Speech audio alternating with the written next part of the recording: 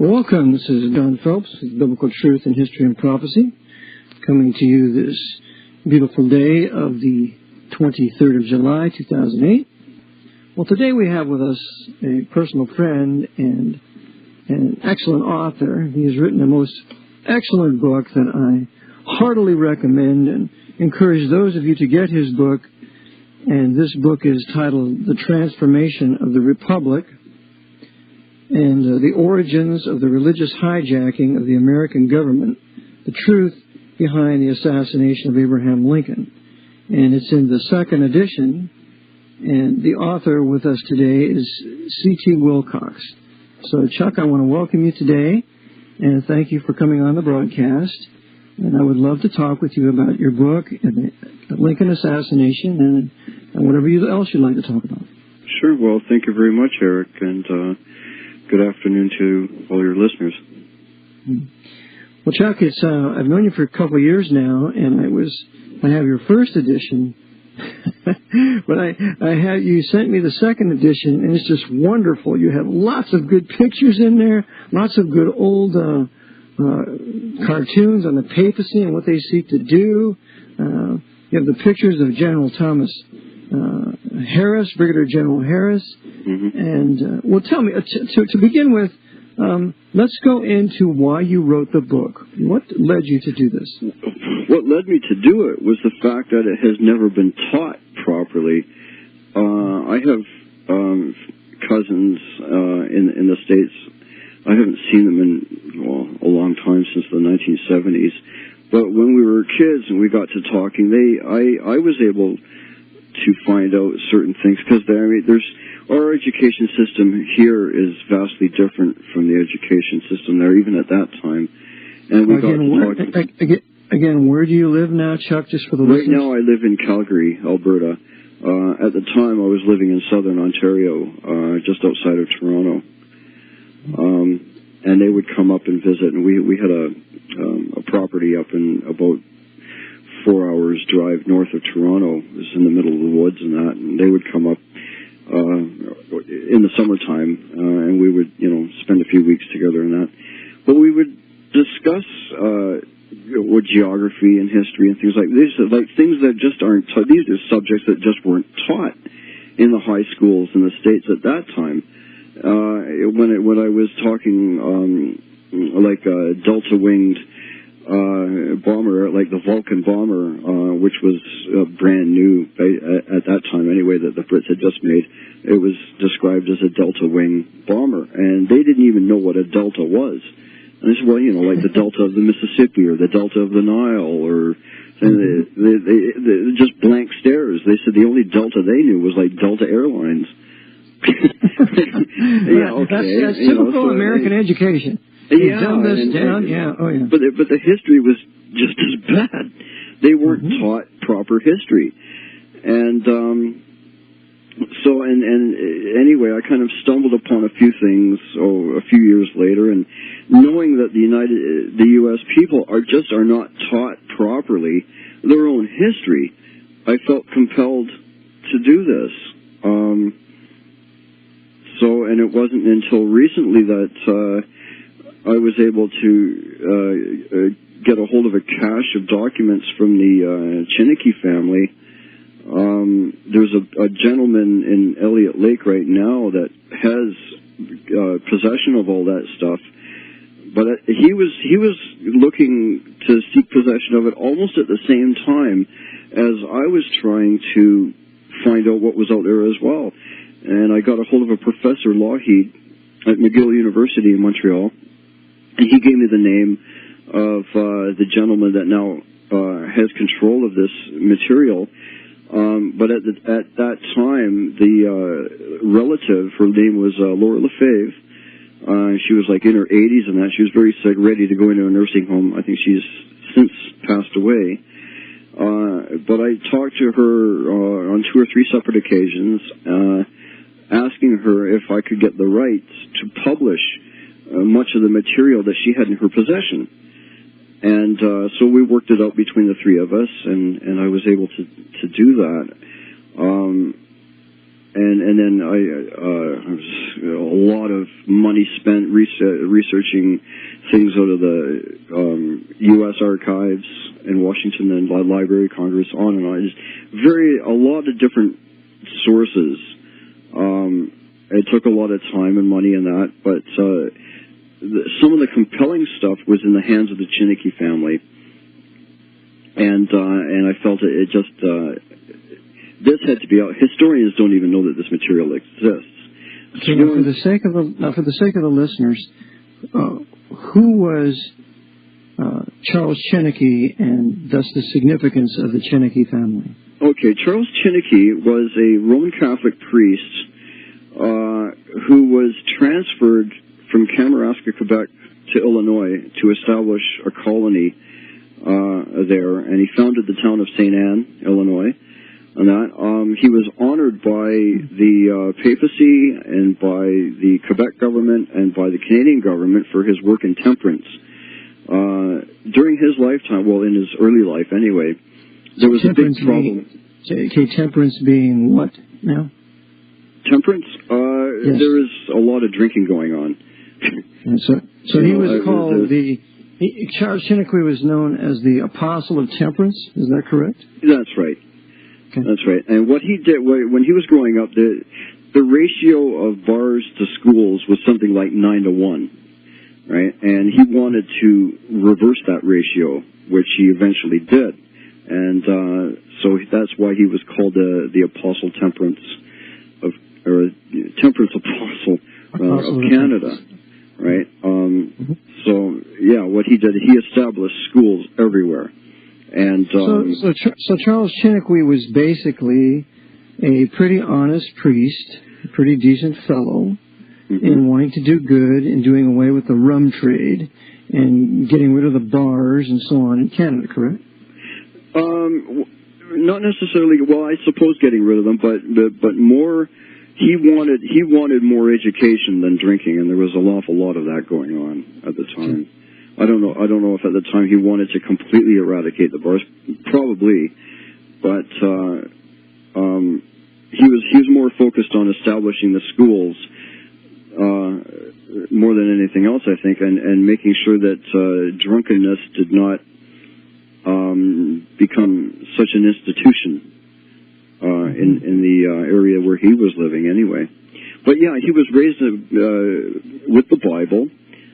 Then he went to become a priest, and I guess right from the beginning, he had a big problem comparing what his church was teaching him and what the Bible was saying.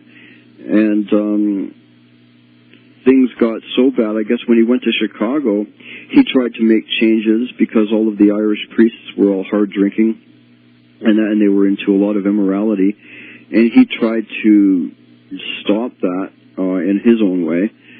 And they decided to railroad. They cooked up a plan to have him criminally charged with rape. And excuse me, he got a lawyer.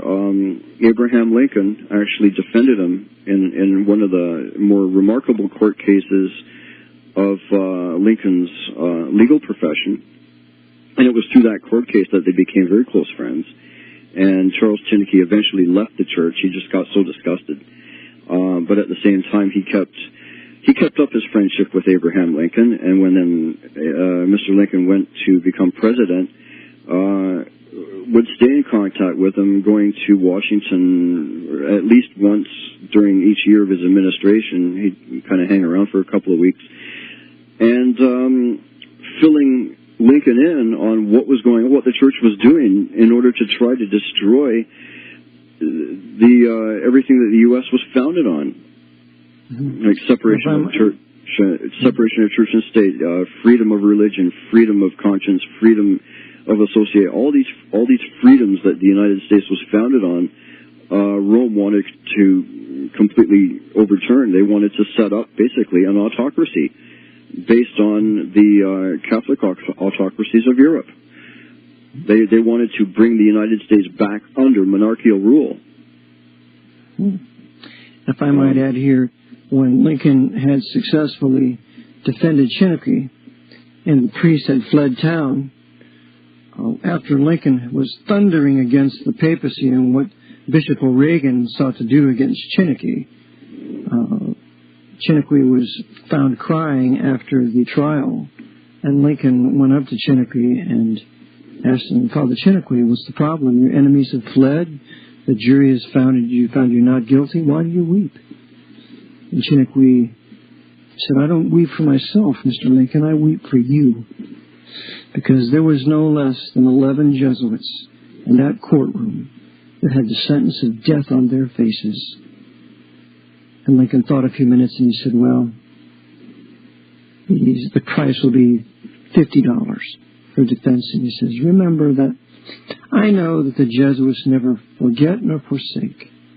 And it's not how a man dies, but where he dies. And that death should be at the post of duty and honor.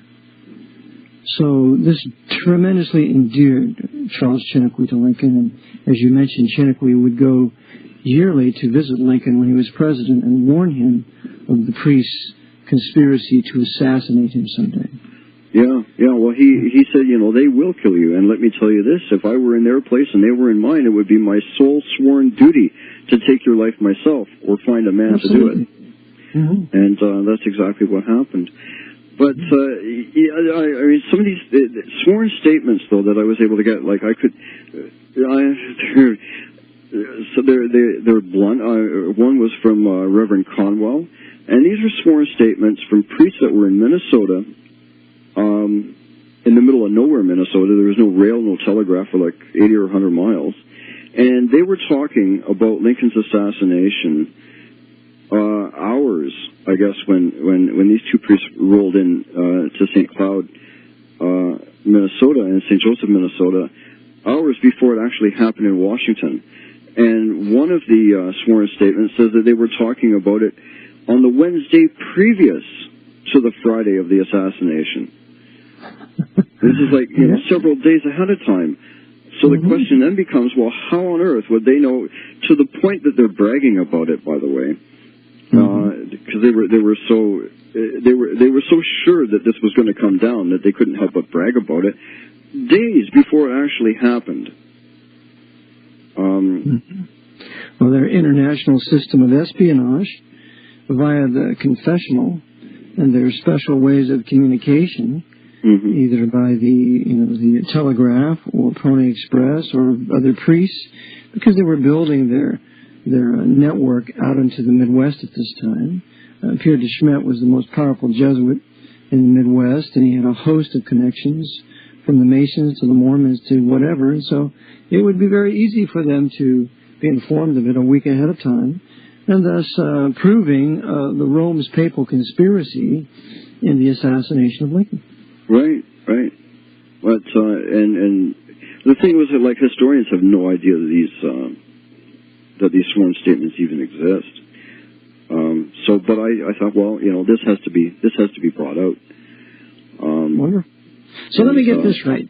You, as a Canadian, felt compassion and mercy upon us poor, ignorant Americans, since we've been taught nothing, to bring forth the truth about the assassination of probably our foremost president since Washington. Can that be safely said? Chuck? Yeah. Okay. I'm being facetious. I'm glad you did do this, because I can think of very few historians or even preachers that would tell us this. So, again, as an American, I want to thank you for writing your book and helping me understand my history that only one college professor ever had the desire to teach me. The rest were completely blank on it. So thank you. Yeah, it's... What can you do? I know. I like history, though, and I thought this was like such a compelling story, and it hasn't been and especially after talking with my relatives and that in the States, they're going, all they're taught is that Booth, and I go, well, there were other people that were hung and sent to jail. What about all them? All you get is like blank stares in response. Yeah. You know. Well, tell us about some of those people, Chuck. Tell us about the conspiracy that was plotted against the assassination of Lincoln. Tell us who was involved, and then we'll talk about General Harris, if you like. Oh, yeah. Oh, dear. So where do you want to go? You have to go all the way back to 1820. It's quite an involved thing to get up to the point where Booth and John Surratt and Surratt and Harold and all those guys were kind of brought together in the house of John Surratt under the control of the priest, the main priest, I guess, was Bernard Wiggett. Yes. And then there was there were a number of them, and almost all of the conspirators, according to Brigadier General Harris, who is a member of the assassination tribunal, tried the assassins. He says that the majority of these players were all fanatical Romanists, and they were being led by the nose by their priests. It's just as simple as that. And we know that John Wilkes Booth was brought into the Roman Catholic Church by Archbishop Spalding there in Washington 3 weeks before the assassination. So, really, in fact, they were all Roman Catholics. They were all serving the papacy. Jesuit Bernardine F. Wiggett oversaw it all. And, by the way, Georgetown University has an extant library on the assassination and the Bernardine F. Wiggett papers for those of you who wish to review it even further. But, indeed, tell us about the assassination and the military tribunal there, of which General Harris was a part of. Well, how do you mean like they got together, they decided what they were going to do. You know, they each had their own roles. John Surratt, he was like one of the main ringleaders, by the way, and his name is rarely ever mentioned in history. And he was like he's just a kid, but 19 years old and that. But yes. I mean, he's kind of the guy that's bringing all this together, and eventually went to the Vatican, became a member of the Papal Guard, and you've got the Pope protecting Surratt, and Surratt protecting the Pope. It's quite the symbiotic relationship there after the assassination. Eric Jon Phelps, back again with Biblical Truth in History and Prophecy with our guest today, Charles Wilcox, reviewing his work, Transformation of the Republic, concerning Rome's hand, design, and purpose behind the assassination of Abraham Lincoln.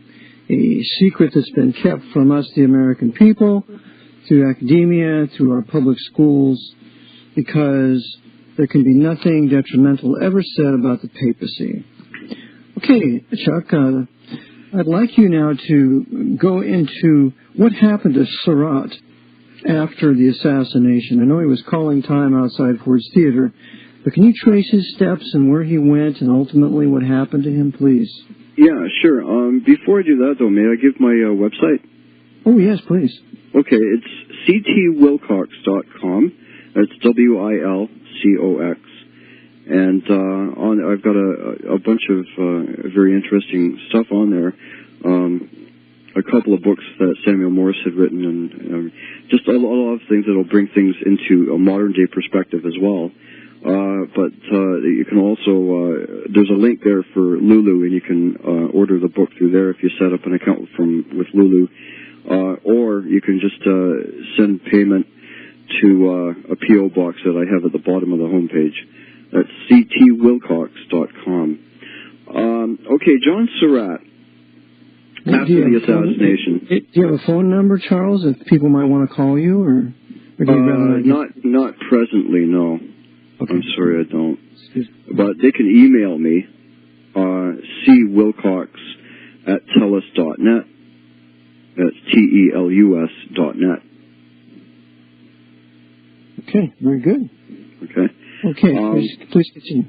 Yeah, okay. John Surratt, after the assassination, decided to hightail it to a little town outside of Montreal called Trois-Rivières, and he was harbored there. Actually, there was a couple of priests there. Lapierre and Bourget that were waiting for him. They had already gotten advance notice that he was on his way. And this is at a time right now that the United States has like one of the greatest manhunts in U.S. history is on for this guy. You know, so what does he do? He goes and to Montreal, and he's squirreled away for the better part of a half a year by these two priests.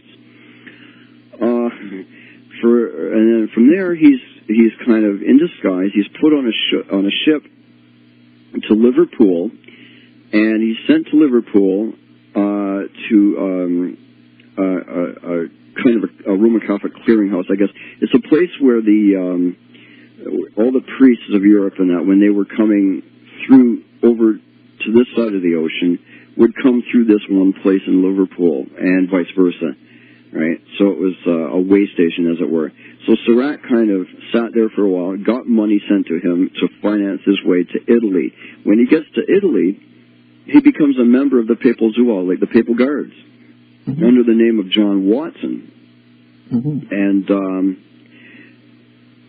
so here he is now protecting the Pope, basically, and the Pope is protecting him.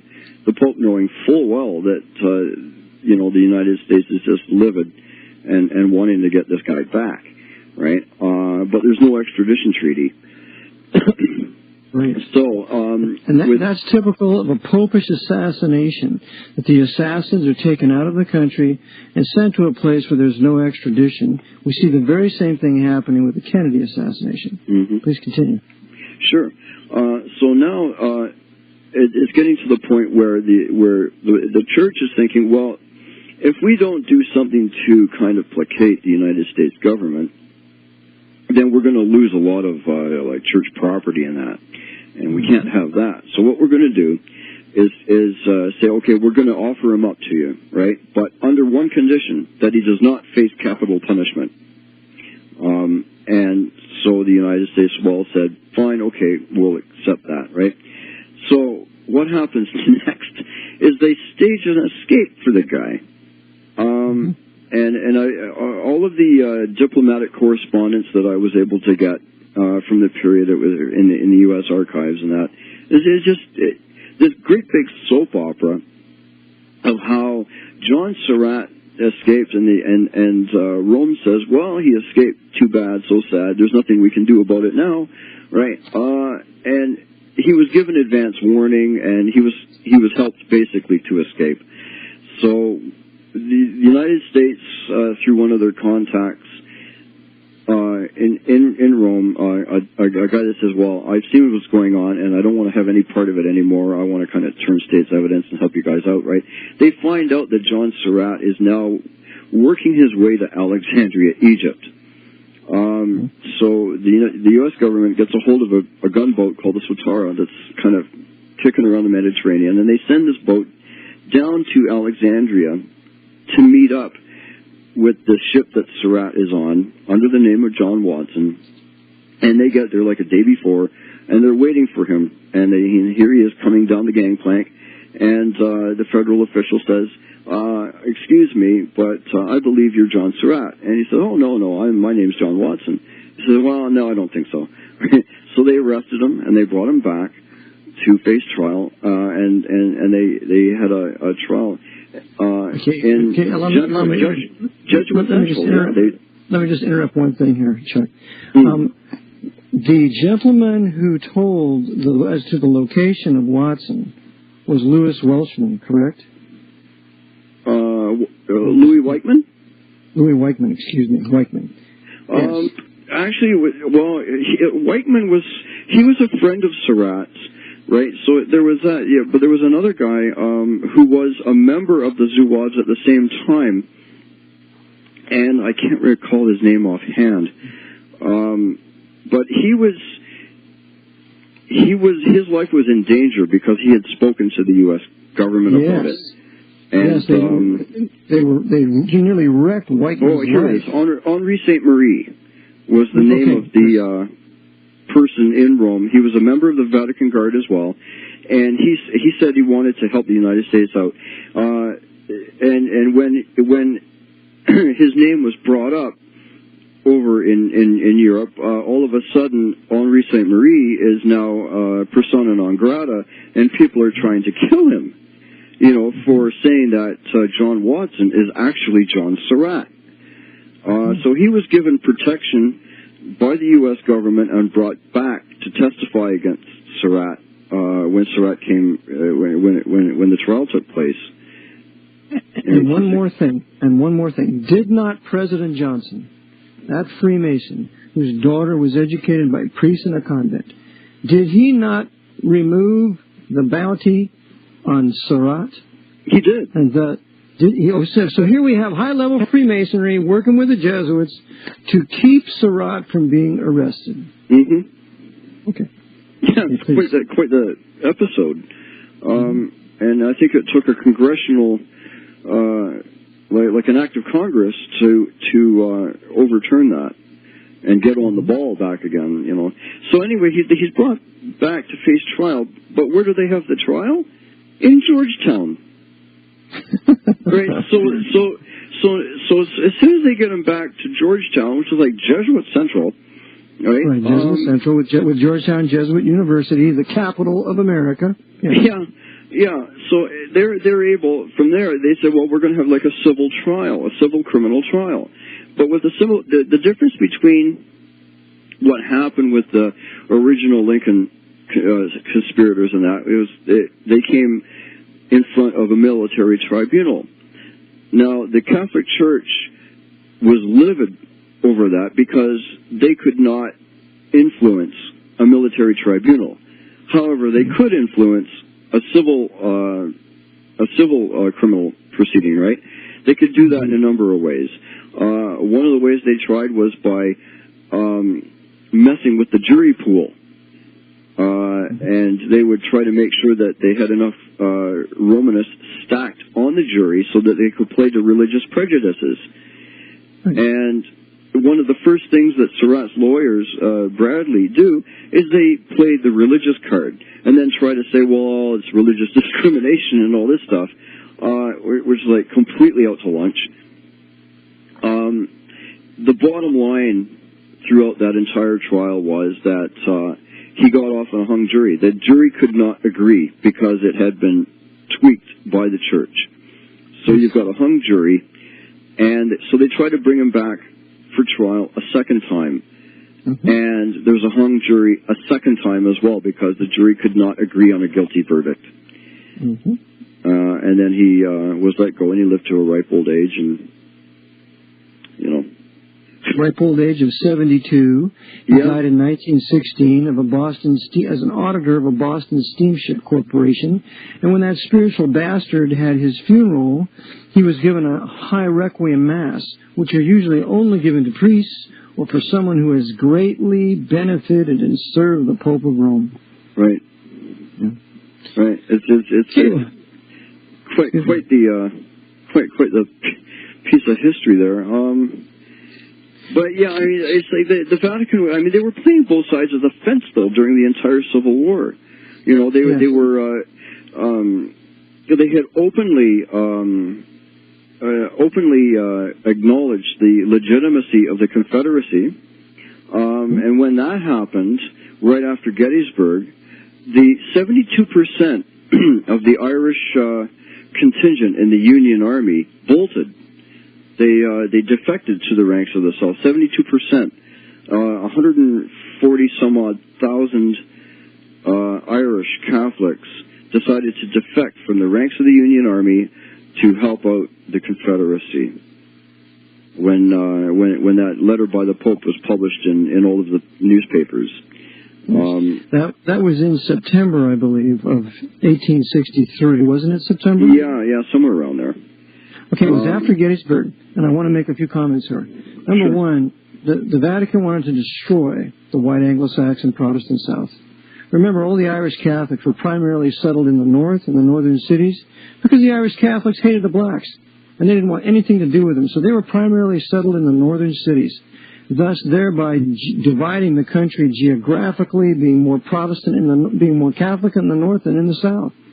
And after they started the war with that Roman Catholic Freemason Beauregard, when he fired on Fort Sumter, the Jesuits were working, even though they were controlling Jefferson Davis and Judah Benjamin, the Secretary of State there, and also Robert E. Lee for that matter, because we know Robert E. Lee refused to allow the great Protestant, Presbyterian, Calvinist Stonewall Jackson from defeating the Yankee Army 4 times. He forbade him to defeat the Yankee Army. And so after Jackson is killed, then at Chancellorsville, we shortly thereafter have Gettysburg, where Lee and Longstreet throw the battle, deliberately lose, and then the Jesuits use Meade to not pursue Lee. They incite the riots in New York City against the blacks and the draft rats, I believe, and that draws up, 1/3 of Meade's army, so that gives Lee a chance to escape. And why would the Vatican want Lee to escape? So that it could be a war of annihilation against the Protestants of the South. And that's exactly what it happened to be, continuing for nearly 2 years after that. But after the Gettysburg loss to the South, then the Pope openly sides with the South. Prior to that, he never would have, because he wanted the South to lose, and on the ruins and wreck of the Republic, they would erect this horrible 14th Amendment, corporate fascist, socialist, communist American empire. So that is my understanding of it, and thus, as you said, they're playing both sides. The Jesuits are radical abolitionists in the North, as well as radical secessionists in the South. Right, they were playing both sides of the fence. It was, and ultimately so that the Rome could benefit in the end. But at the same time, all of this is going on. You have the emperors of Europe trying to do their nasty business. I was able to get material from the Austrian archives, letters by Pope, not Pope, but King Leopold I. Letters to his son, anyway, Maximilian. Maximilian. Yeah. And what happened was you've got Napoleon fighting Britain, Napoleon III, and Maximilian in Mexico. Napoleon sends over 15,000 crack French troops to line up on the Mexican side of the Rio Grande, under the authority of Maximilian. The purpose of that was that the Vatican had hoped that the South would take Gettysburg, and then once that happened, the French army that was based in Mexico would move up and join forces with the Confederacy and march on Washington in a pincer movement, and then take over the country from there. And then by stages establish monarchical rule in North America the way they figured it was intended to begin with before the break with Britain. Right? They figured that, well, the only way that we can operate as a religion is to operate through an autocracy. That's the best way. It takes one autocrat to deal with another autocrat. So this is what they were hoping to establish. Ultimate, and they're still hoping for it. I mean, look what's happening now. Sure. You've got basically an autocracy in the making now with the Patriot Acts and all these freedoms going down the tank. It's kind of, the Patriot Act, authored by the Jesuits of Georgetown through Viet Dinh. And, right. So nothing's really changed on that respect. Semper idem, always the same. Yeah. The other thing that the Vatican was doing was using the immigration policies of the United States to bolster their own ranks in order to use the concept of the vote against the country, right? Like to outnumber the vote, basically, and then tell their parishioners, like through their priests. And I've got like newspaper articles of the period that discusses this in detail of how the priests, under the orders of the Pope, would tell the parishioners to vote for this person or vote for that person because they're Catholic and because they promote church interests. Mm-hmm. And so this is what they were doing. Yeah, this is what they were doing with the bolstering the huge immigrant. Now they're doing the same thing with the Mexicans today. That's right. You've got Mahoney. That's, excuse me. Mm-hmm. You've got Cardinal Mahoney, or Archbishop, whatever he is, bragging about the fact that he can control the votes of 5 million people in L.A. Mm-hmm. You know, see, and that ought to make every Californian livid. That ought to make every Californian furious. Yeah, and these are things that Samuel Morse wrote about way back in 1835.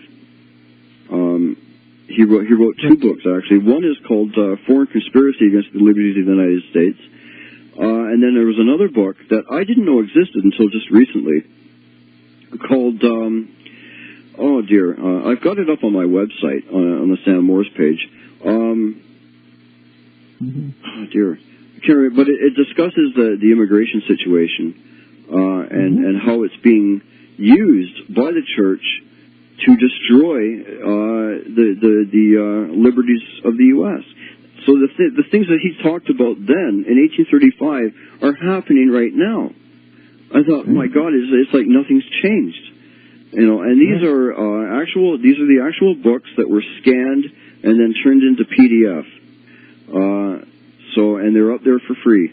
Anybody that, if they want to read what Samuel Morse had to say at the time, it's there for everyone. So you have the Foreign Conspiracy Against the Liberties of the People of the United States. You have that up there scanned for free? Yep. Well, praise the Lord, and I greatly commend you for this, and recommend the listeners to go to your website, download that, because Samuel Morse was the father of Morse code. He was viciously beaten in Italy when he refused to bow to the host.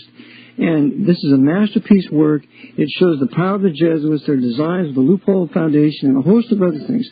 So please go to it and download it for free after you have ordered C.T. Wilcox's book. So, Chuck, we only have a few more minutes left, so please tell the listeners how to get your wonderful book, A Transformation of the Republic, The Origins of the Religious Hijacking of the American Government, The Truth Behind the Assassination of Abraham Lincoln. Okay, it's ctwilcox.com. That's ctwilcox.com.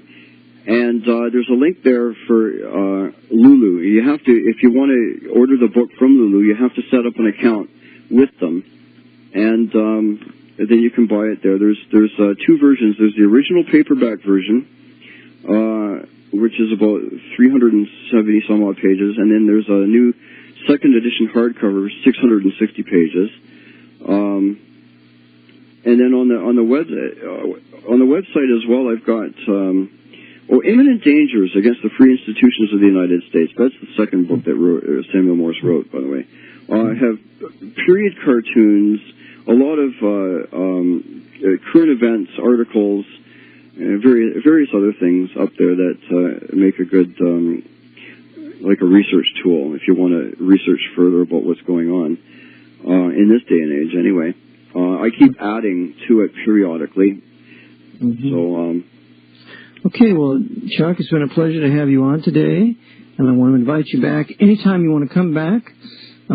Just give me a call, and I will have you back whenever you want to come back.